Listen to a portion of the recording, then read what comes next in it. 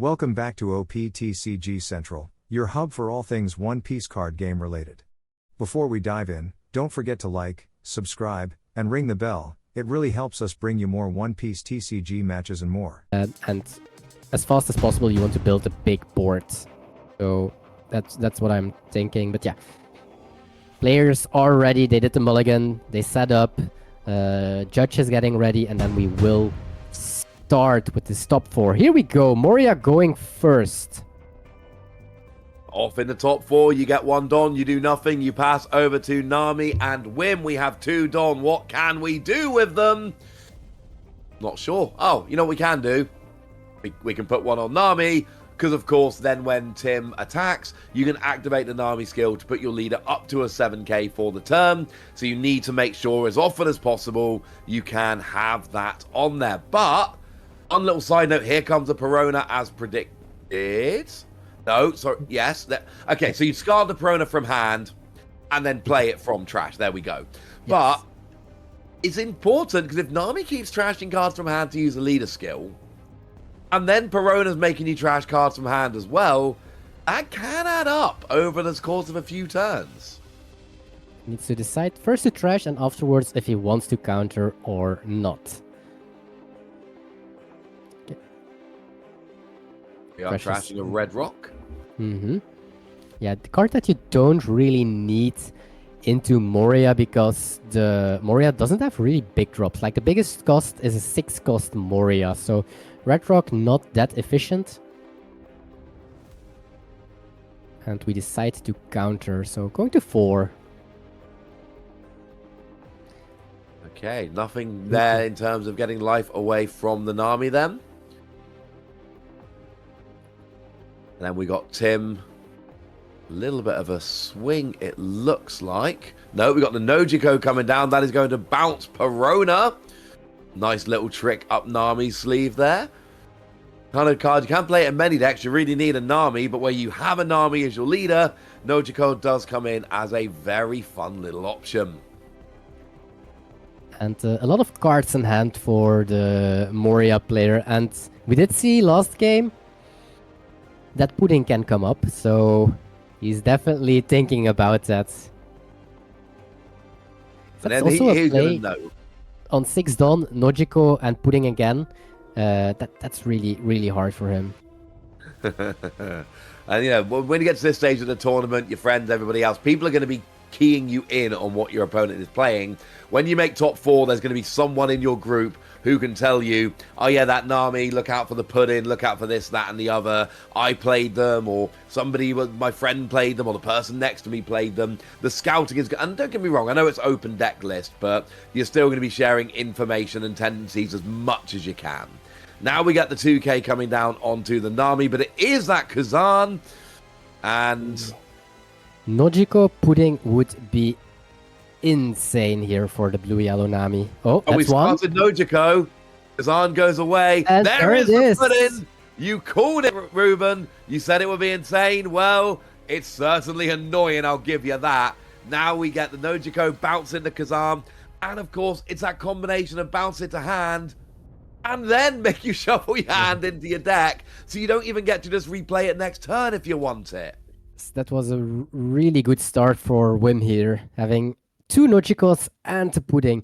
The thing is, he's only at 3 cards. That's something, but other than that, it's getting a really nice start for him.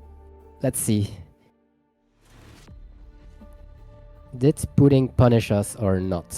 And I do think you want to counter because you don't want to give the draw to Nami. There we are countering with the Dr. Hogbat there. That is out the hand. It does seem like we've reached the end. So beginning. There we go. Beginning of our turn.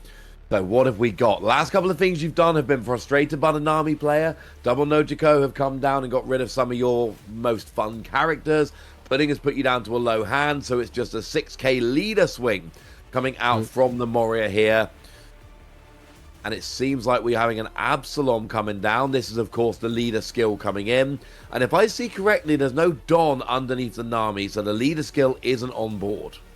Yes.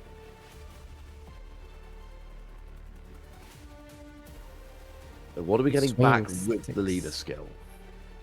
Deciding on what he wants to play or what he wants to get from his leader ability. The thing is, it's so hard to play around that pudding because it's not that he, well, the only thing that he could have done is like countered the first 7k on turn 2, but other than that, it's so hard to play around it, especially in the early stages. He's going for Hogback. Absolutely. Here comes the Dr. Hogback then. No ability. He's going to recover a card to hand.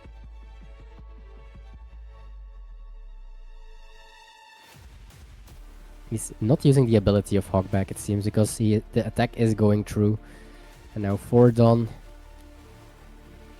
Now we get Perona coming down.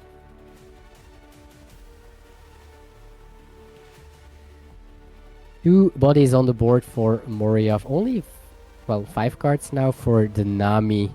So what are we looking for? We are at 7 done, so how good or bad is playing just an Odin, which can't be removed by Moria unless they swing almost all of their Dawn into it.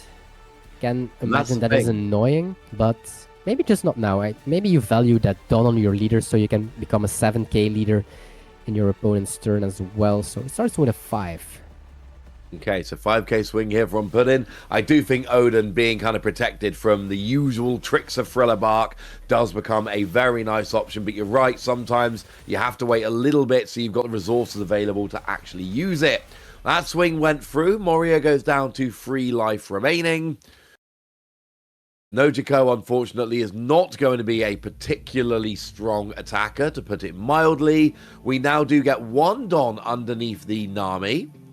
So now you can swing, but you can also, you know, get ready for that leader skill next turn.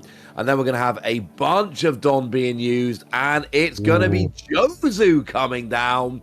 And I love this, because firstly, you get to bump one of your own cards to hand, and Nojiko is terrible on the board and amazing in your hand. And secondly, you get to bump one of your opponent's cards, which is going to be that useful Perona. So, classic example here of Jozu coming in clutch, because you want Nojiko in your hand, not on your board. All these cards are really good into Moria, with Nojiko, with Jozu, bouncing all the threats on the board. And this means that the Moria just can't go white this game, because everything you play gets bounced or, well, not destroyed. Red Rocks are not really being played. See, Tempest dive, but again, that's just drawing a card. Yep, not enough in trash, so it's just a draw. Yep. A Tempest kick, draw 1 card. You're cycling through your deck, you're seeing more cards, but it's not getting you really any closer right now to where you need to be. So we are... That I did see a Rebecca Hina Absalom combo to get rid of the Jozu. That would be good, because that Jozu, you know, the play skill on the Jozu is amazing, but it is a decent body kind of sitting out there, putting on some pressure once it's on the board. It is a 7k, so getting rid of that would be a bit of an advantage. Looks like we're going to have a leader swing here with 2 Don. Presumably, there we go. There's the 2 Don being paid. There's a card being discarded. So leader skill being activated here. And we are trashing 2 of the big premium booster O2 Moria, which is actually kind of annoying because a lot of your recovery is recovering 4 cost, and that's a 6 cost. Yes, probably one of your best cards that you are trashing this way. So maybe the Hina was in hand before the pudding, and that's why he was not able to do it. We do see it's not in the hand anymore. That was before the pudding, sadly. Is recoverable, of course, with Rebecca. So we've not seen the last of it. Wim taking his time. He's going to be taking that life. Goes down to 2 life remaining, which lower than he got in the last game we watched, where he didn't. I believe he lost maybe 1 life in the course of the game. Yeah, the only dangerous trigger here would be Red Rock, because that can well, Red Rock and Okikunojo, I guess, but Red Rock to be able to bottom deck one of these 2 4-costs, that would be, yeah, it would almost be a blowout for the Moria player. Will be less than ideal. But does look like we're eyeing up that Perona. Yep. And here Using comes... Activate main. Yep. Getting those cards back underneath the deck. Then we're getting that 2k bump from Perona onto Hogback. So we can have a bigger, fancier swing, 7k swing here into that leader. We are then using that leader skill. We're going to trash a card from our hand. We're going to go up to a 7k. Is the Kikinoju, I believe, that is being trashed. Then we see the put-in coming out as well to counter out of it. Then we see a second Hogback coming down. We are using that skill. It looks like we are getting a Tempest kick. 2 Tempest kicks back to the bottom of the deck. And then, yeah, that Moria coming straight back out the trash. Such a good card to have, and Hogback is getting it back from the trash. If you, by accident, I'm gonna name it, trash it from the top of your deck by your leader ability or other abilities. But I guess Nami feels quite okay at the moment in this matchup. Having access to this Jozu. We also still have a Nojiko in hand, don't forget. So we can probably get rid of the rested Hogback and bounce one of these 2, probably the Perona, with Nojiko. I mean, that would be quite nice. We've been playing Keep Away nicely as a Nami player. It's not a deck that goes super wide, but it is a deck that can ruin your day, frankly. We've seen it before. So the question is... are we going to be seeing it again here? We are going to have 1 Don on the put-in. We're swinging it into leader, not into Hogback yet. And it looks like Tim is just going to be able to counter out of that one with that Rebecca. Now we see a Don on the Nami. Very important for having the leader skill next turn. And it seems like we're going to be swinging again into leader. And Tim is happy to just counter out of that one as well. Why not? You got a Victoria Sindri. It's a 2k counter. Let's do this. Yes, trying to stay as healthy as possible, because if he doesn't counter one of these 5 or 6 and Jozu would decide to go face, then you are suddenly at 1 life. 1 life with cards like 8-cost kit and stuff like that. You're just so scared to go down in life very, very fast. So saved them for now, but there's still some options. Now we are seeing a swing with Jozu from Wim here, and that is going to go again into the leader. That life is taken. Tim down to 2 life remaining here. We are even up. Speaking of the 8-cost kid, it comes down, immediately trashes a life, and then you get to the end of your turn, it looks like, because we are using that end of turn skill. yes, probably getting rid of a card without a counter at least, or a counter that he can't use, Slave Arrow. And yeah, suddenly it looks really good for you as Nami. It really does.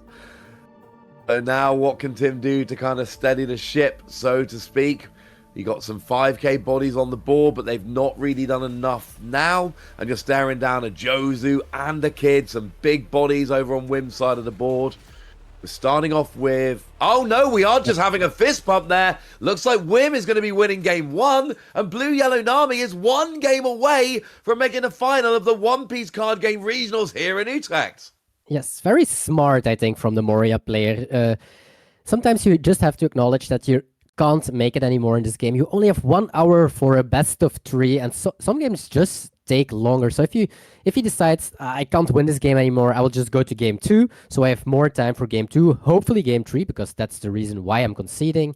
Yeah, very well. He acknowledged I lost this game, so let's set up the next game. Yeah, absolutely agree. When you're playing closed deck lists and you're playing a best of 3, which doesn't happen too often in One Piece, to be fair, but when that's happening, there is absolutely a reason to keep playing, so that you can see more of your opponent's decks, you can get more information, so you can essentially get yourself as prepared as possible to then go into game 2. When you're playing open deck lists, that argument doesn't work. Because you know what your opponent's playing. You've literally seen their deck list. So, at that point, it really is, if you know you can't win, if you're sure you can't win, see it as fast as possible. Because then you've got more time to play a game 2, more time to play a game 3. Because then you can actually maybe get into the final. And look, if you're Wim here, you've got to be feeling confident. You just 2-0'd a green-purple Luffy on stream. You're now 1 game up against Moria on stream. And you are getting very close to that final. It's probably starting to feel a little bit real that you might actually make it into that final now. And you might have a green-purple Luffy waiting for you when you get there. And that went just fine in your top 8 game. Yes, or a yellow kit. Could be a yellow kid. Absolutely. I can imagine that yellow kit is quite annoying for blue-yellow Nami since you pressure your you can keep your life total high because you can become a 7k leader, but if they just trash your life because of Hawking's Robin and 8-cost kit, it might be a little bit annoying to play against at least. Yeah, I think you might be right with that one, but that is a concern for a little way down the line. Half an hour, 40 minutes time, however long it takes to get to the final. Of course, with the final, we're going to show it to you as soon as it's ready. As soon as this game's over, as soon as the other top 4's over, we will get straight into the final as fast as we can. Because, look, we want to find out who's going to win this regional as much as you guys do. As soon as that final is ready, we will show it to you. Is it going to be Wim winning again and taking it with blue-yellow Nami? Or are we going to see Moria come back with Tim and go, hang on a second. You know, time for the casters to make some more back from the dead puns, because I'm going to be the one getting to the final. Definitely. This time, the Moria as the turn choice. Let's see if he wants to go second, actually. That is what I'm wondering about, because first game he had to go first. Can imagine second is nice for you if with Kuzan and cards like that. However, Nojiko is so good against your deck. Nojiko is very good. Jozu is very good, so he decides to go first. Yep, game 2, top 4, we're rolling. We have a Tempest kick coming down from Tim. We've seen a lot of them just literally playing it out, drawing a card, cycling through our deck to get to the cards we want a little bit more. Now we're over to Wim. We got 2 Don available, and it is Kozuki Hyori coming down here. Just kind of cycling that life. You pick one up, you put one down, and then, of course, your leader skill lets you draw another card, which is useful because you have to discard cards to use your other leader skill. So, drawing's fun. It's going to get you where you need to go. 3 Don, and I don't see I saw any Perona, so this time no Perona on turn 1. Ideal. We kind of like Perona on turn 1. We do see a swing with the leader. That gets counted away. We see Brook coming down, which doesn't really do very much. It makes Hyori up 1 cost and then can't KO it. And then we go over to Wim. But it is going to be there to combine with other stuff. Brook, because it's an on-play and when attacking skill, it's, you know, even if you don't get the value out of it when you play it, every turn you can attack and get it back. Here's 2 Don, is that 2 or 3? 2 Don onto the Nami, swings into Gecko Moria, takes the first life of the matchup, or of the, you know, game 2, I should say. And then we got 2 Don open. You've already got Don on your leader, which you need. Do we have anything else to do with those 2 Don? Will we see a Nojiko pudding next turn? That's the real question now. If he can manage to do it again... It worked well last time. It worked very well the last time, so... Oh, here comes the Nojiko this turn to get rid of Brook straight back to hand. And Brook got no value out of its on-play skill. Didn't get to attack. And then got bumped back to hand. So that free Don that Tim paid for Brook gave him absolutely nothing in the end. It's kind of putting him a turn back in terms of Don, which is not ideal. We are eyeing up a Hina in hand. There's nothing on the board right now which is desperate to get rid of, is there? Not really. I do think you want to get cards out of your hand because of the pudding threat. So I wouldn't be even surprised if he will play Siberus and Ahina just to get rid of the cards in hand because he's scared of the pudding. And here you see another PRB02 card, the new Boa Hancock. Yes. But yeah, seems like he doesn't need it this game. Brook's back. Brook comes down, reduces a Nojiko, but again, it's a 2-cost, so you can't do much with it. And there's a card that hasn't hit the board yet. It is Cerberus. It's just a 2-cost 2k blocker, but we haven't actually seen it yet. And that is, if nothing else, it can just get rid of, you know, if a tentative swing comes out from a leader or whatever, Cerberus will be there to turn it away. Yes, and now that we played 2 cards, let's see if he still wants the Nojiko pudding, because I think the Moria is at 6 cards in hand, so with Nojiko potentially to 7. However, you can change a hand completely. But are you happy with that at this point? That is what Wim now is thinking about. He's just gonna swing a 5, meaning that I don't think we will see a pudding.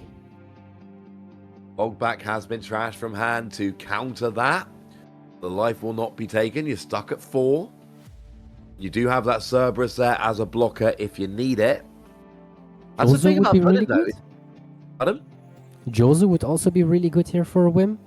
Oh, Jozu would be fun. It's going to be Zeus, and that is going to get rid of the Brook. Yeah, Cerberus it's a good dog, but it's not really representing as much of a threat as something like a Brook. So, oh, and then we get Marco coming down. That's a nice little blocker, one of those new cards from PRB02. It's a blocker that draws 2 when you get KO'd, which as a blocker, you're going to get KO'd. So anytime you can get a blocker with a good on KO skill, I am a happy bunny. Yeah, this is draw 2 cards. This is one of the best cards in the game, right? It's like 6k stats for 4 cost. Being a blocker and on KO draw 2 cards. It's an amazing card. It's very strong. It fits in almost every blue deck. Blue Nami OP03 died for this. Well, more for the Otama from OP13, but also for this Marco.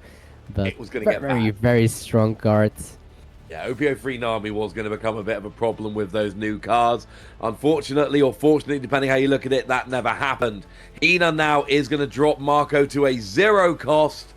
If there is a Brook, now might be a time. Oh, there is a Brook. Now might be the time. And Marco gets taken out straight away. And that means that that blocker... Now, it was... Is it a KO with Brook? Yes. Okay, it is a KO, so you do get to draw. Those on KO skills, remember, it doesn't matter how they're KO'd, but if a card is trashed, that is not a KO, and the on KO skills do not activate. That is a very important distinction. If Brook would have been trash, oof, that would be so much better. Insanely strong card. And he put the Red Rock himself there with the Hiyori, so he knew what would happen here. And getting rid of all the Brooks, he is scared of that Brook. Don't blame him. Brook, you know, doing that reduce 1 cost. But it's not even a reduce 1 cost. You've got plenty of reducing cost over on Tim's side of the board. It's having a card on the board which every turn can KO a card which has had its cost reduced enough. And then it's every turn getting a KO. That is what ends up being a problem. Now at least Tim has to search for the Absalom, search for the Brook, if he wants to get those KOs strung turn after turn. But that's why Wim is going after them pretty aggressively. And here we see a Kuma coming down. Don't think we've seen that played from Wim so far. But now we are recovering a life on play. And we are recovering a life on KO as well. And, you know, 7k body on the board, not too shabby. Yes, also really relevant that Akuma gets a +2 cost on his on play. So next turn the +2 is gone, but for now it's an 8 cost, and an 8 cost is really hard to deal with for Tim, especially if your trash is not filled up with cards for your Tempest kicks. Absolutely. Going to be a pain to get rid of it this turn, put it that way. We are back over to Tim. We are back over to the Moria deck. Got some threats we want to try and take care of. We are 1 game down. We have access to a 6-cost Moria. That's really good, I guess. But that would mean we can go fairly wide. And if we want to, counting up those Dons, separating it out, what are we going to be using it for? Right now, nothing. Okay, so 2 Don onto the Moria. We're going to swing. We using the leader skill? Doesn't look like we are. I've not seen a couple of Don be rested here. So it is just a 7k leader swing without trying to recover anything. Yeah, just a 7k swing. That always ask at least 2 cards from your opponents if they want to use their ability. 2 cards. If they don't use their ability, still 2 cards. However, he is going to use, of course, his ability, trashing his second and last Boa Hancock. There we see a card use, and then we've got the counter. We see a Minus 4 on the second Kuma. Hina, and that's going to put Kuma down to a 2 cost. That is Prime gun? Absalom. Yeah, finger gun to get rid of the Kuma, and yeah, blue yellow Nami back at 4 life. Absolutely, and to be fair, like I know you didn't get a swing with the Kuma, but you got 2 life out of a 6-cost card that you played, and your opponent had to use a bunch of resources to get rid of them.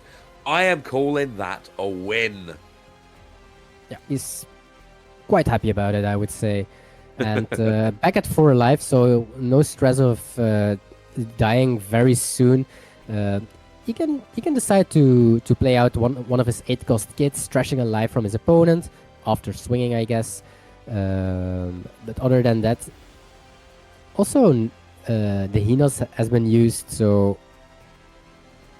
8 on left. So yeah, here it is. That is the 8-cost kid. Trash is a card when it comes in. We saw it used to great effect in the previous game. We've had it coming in here again now. It gives you a bit of a draw engine. It trashes a life when it comes in. It's a 9k body on the board. Here we see those last 2 Dom being put under the leader Nami. It also just guarantees the draw from your leader ability because you are getting rid of a life card from your opponent. So that's why he drew a card from leader ability, and then he drew a card from the end of turn effect from Kit, which also lets him trash 1 card. Draw 1, trash 1. But if your opponent starts trashing 2Ks, you know the Nami is far from that. Yeah, sometimes you see your opponent trashing really good cards and you're like, oh no, if that's what they're getting rid of, I can only imagine quite how good their hand is. Doesn't always feel good. So, we're back over to Tim here. We're back over to the Moria player. 1 game down, 2 life down. Having a, just showing Wim what's in the trash at this point, because both players do need to be tracking that. And then we are... What are we doing? I don't think that Tim has a very easy way to get rid of the 8-cost kit. That's bad news. I'm going to be honest with you, Ruben. If he doesn't have a way to get rid of the 8-cost kid, that is not good news. Because that is going to help with consistency at the end of your turn. That is going to give you a big body to swing with. And, you've only got 2 life remaining. So, between that and your leader, that alone is going to get you over the line in a couple of turns. Using 6, that means the Moria. It means the PRB02 Moria, which is going to bring a friend, and the friend it brings is going to be Perona. Now it looks like, are we putting the Don on the leader? Yep, that's a rested Don from the 6-cost Moria effect. Yes, absolutely. So we have 4 Don open. I don't think we can get rid of the kits. Definitely not now, because we summon the Perona. This is where things start going bad. Like, you get these big things like the kid, and they're very much a case of when they hit the board, you need to get rid of them. And if you get rid of them straight away, you can go, okay, you know what, that's pretty cool. If you don't get rid of them straight away, things start going downhill very, very quickly. We do see the leader swing here from the Gecko Moria, just a 6k swing. Wim having a look at his hand, trying to figure out what he's going to get rid of. It feels like this is just getting... And just using your leader ability nullifies the Hinas if your opponent wants to still play something for 4 Don. Tim can also decide to swing 2 7s with the Hina to let the Nami pinch some cards. However, we did see a Kuzan in hand, so I wouldn't be surprised if he just wants to play out the Kuzan instead of the... But he is using the Perona to boost one of his characters. Absolutely. Put a couple of cards back on bottom of your deck. Give a 2k boost to one of your characters. I believe that's the Hina. We're then going to swing with the Hina with that fresh new 2k boost. And that is going to be taken as a life from Wim, going down to 3 life remaining. Still feels in control, but now we see... Blanking on the alternate. Oh, it is a Kazan. Of course, yes, it is a Kazan. Thank you. Kit being able to untap. And I can imagine Wim wants to get rid of that Kuzan because -4 for an attack is really good. And if Kuzan lives, that might mean that your Kit won't, so... Yeah, if it's them or me, I'm going to generally choose them. So, alright, so we need to find a way to get rid of that Kazan is what you're telling me. I am alright with that. The thing is, it is only a 4 cost. So there are options in the deck, things that we can do. You know, another Zeus coming down, for instance, could be fun. Another Kumachi going back to 4. When that goes away, then you could even actually end up higher than you even started the game. We do see a swing with the Nami, but it is countered away by Tim with a couple of cards there. We are now using Kid. We are swinging. The life is taken. And then you will get that end of turn ability to cycle through some cards as well.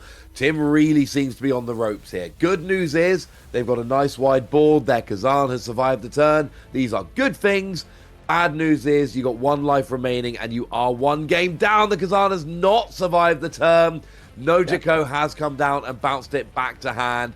And that was the last thing that Wim does on his turn. But that is not a good thing for Tim at all here. Needs to trash 1 card from his 8-cost kit, draw 1, trash 1 at the end of his turn, but bouncing that Kuzan is just so good. For a minute, I think Tim had some high hopes for a little, because we did counter with the other Nojiko the previous turn, but the third one was still in hand for Wim. So Wim It felt like a minute. It felt for a minute like that Kazan was going to make it to the end of the turn. But unfortunately, that Nojiko bumping it right before we got there. Unfortunate, I think, would be a polite way to put it. Yes. Wim's so now, still Tim... having cards in hand, so he can defend his 9k kit as well. It's really easy to defend his 9k kit. He is at 4 life total. He is, he's feeling very good about this. It's looking very good as well. And looking at Tim's hand, okay, the Kuzan is not doing anything anymore. Hina -4 onto an 8k, 8 cost. You're still far away for popping it with Upsilon, especially without Tempest Kick. So... So you need to find some way to get around this. There's some big threats on Wim's side of the board. You've only got 1 life remaining, and then 1 swing will get through to the end of the game. You've got that Kuma there, which could end up getting another life recovered if it gets KO'd, or sit there swinging for 6k plus if it doesn't get KO'd. Either way, it's not an ideal situation. And yeah, we're paying 3 Don here, and we are getting ourselves another Hina. Now there is -4 to the kid, so now we're rocking it as a 4 cost. We're not there yet.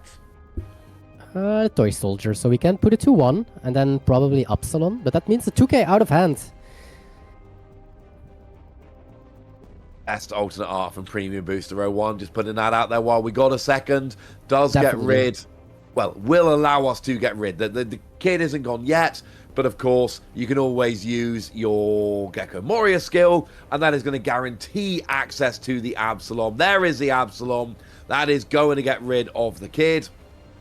And yeah, you needed it off the board. It's off the board. And that means that Wim probably has the game locked. We do know that there is 1 Kuzan in hand for Tim. So a 7-9k swing is enough to go to the finals. Only 2 cards. I think the game is locked.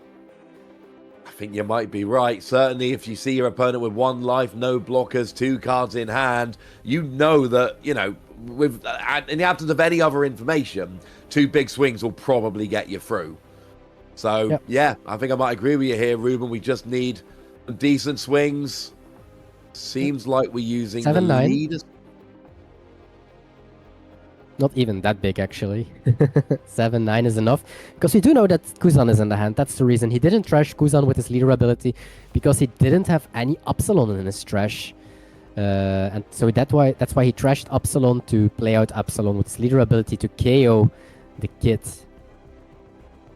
Oh, the kid is done. Here we go with a swing with Hina. And that is going to take it. We see a swing, another big swing with Hina. And the life is going to be taken. Problem with... Oh, and it is a Kikanoja there. We see another big swing with Moria, and that is counted out with Jozu. And now we pass over to Wim, and there is a very good chance this is the final turn of the game. There is a swing with Kuma. The life is taken. So we can see a... Okay, we're drawing a card. We're not there yet. I'm going too fast. All the Don on the Nami. There is the fist bump. And Wim with blue-yellow Nami will be headed to the final of the